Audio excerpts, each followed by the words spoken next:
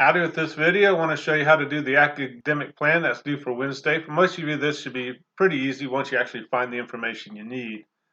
Basically, for the academic plan, I want you to go to the college you're thinking about going to, find the major you're thinking about going into, and I want you to put into a table a list of the courses you're going to take semester by semester until you get your first college degree. So if you're going to go to Northeast State for your 2-year degree on Tennessee Promise, that'll be your first college degree. So that you just need to do those first 2 years. If you're going straight to someplace like University of Tennessee, you need to plot out 4 years of your courses there. And the way it should look, well, wrong place. Let's go here. Up there on the Schoology for material for essay number 2, you'll see a sample career essay right here for S19. I did that in spring. But that's what it looks like. And eventually, right now, you're just going to send the academic plan to me for Wednesday. But when you eventually write that career essay, you're going to insert that academic plan into the essay. It's going to be table 1. You're just going to list, it's going to say academic plan for whatever degree from whatever institution. And again, you can see here the student's listing his courses semester by semester until he gets to his 4-year degree in mechanical engineering. If you've done this a while like me, you see right away he doesn't have his English classes here. That's because he was a dual enrollment student. And somewhere within the essay, he's kind of pointing out, say, hey, I may not have to take all these classes because I'm doing dual enrollment right now, and that does transfer to UT. So when I look at this, I say there's no English classes here. What's wrong? But he's going to account for that within the body of the essay. So if you've done any dual enrollment classes at Northeast State or anywhere else, actually, you need to account for that in your academic plan. Probably most of you haven't, but if you have, great, that's awesome. But you want to account for that. Sometimes things get interesting with dual enrollment. Take too many dual enrollment courses, you might be out of sync with the program you're going into. I had a somebody who wanted to be a nursing student at Sullivan Central who had so many dual enrollment credits, she was kind of out of sync with the nursing program with the college she was going to. It's looking like she was going to have to take a semester off just because she wouldn't be able to enter the program until the fall.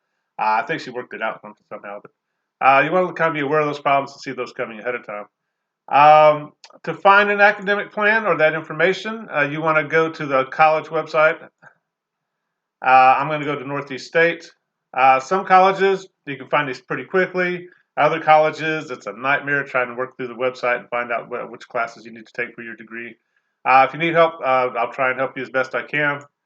You can pass the frustration on to me. But generally where you're going to find this information is on the Students tab, and you're going to go down to the college catalog.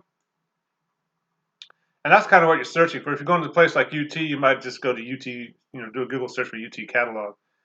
Here we're going to go down the left-hand toolbar, and we're going to go to academic programs, curriculum guides. You can also do it by degree. In fact, I'm going to go do it by degree because you need to kind of figure out which degree you're going to get before you can figure out what your academic plan is. So you can kind of see this assignment it gets a little tricky because you got to start thinking more about your future and things like that. But again, I'm not going to come find you in 6 years and say, hey, that's not the academic plan you turned into me. You may change your mind later on, things like that. That's normal. But you guys see they start with certificates. I got a class of English students who are only certificate-seeking students in my English class, and they're very driven. They just want to get their certificate, get a job, and make money. And some of these, like with the HVAC, they're going to be probably making more money than I am in a few years. So, not everybody wants to get that 2-year degree or 4-year degree or whatever.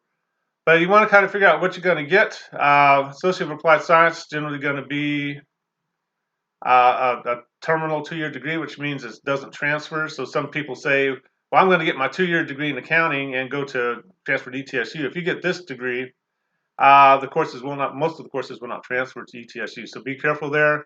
If you get an Associate of Applied Science, you're probably getting into a program that won't transfer. Again, some people want that. They just want, I just want a 2-year accounting degree when we get there and get to work. Sorry, the gross old man sounds here. Sometimes when you see degrees listed more than twice, that's kind of what's going on there. Some of them are just terminal 2-year degrees. Others aren't. But if you get into Associates of Arts or Associates of Science, those are the 2-year transfer degrees. So let's say you want to be an accountant. So we'll just click on the accounting one here.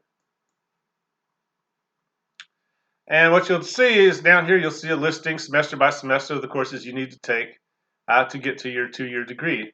And you're just going to copy this and put it into a table and put it in a format that where you'll be able to put it into your essay later on. So if you're writing the essay in Word, I suggest you create a table in Word and do that. If you're in Google Docs, create the table in Google Docs and do it that way. If you have trouble creating a table, I can show you how to do that real quick. When you get to the blank page, you just want to click Insert,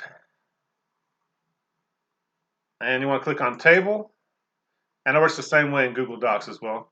And probably just you just want to figure out how many boxes you need. You can always go back and delete them, so it doesn't really matter.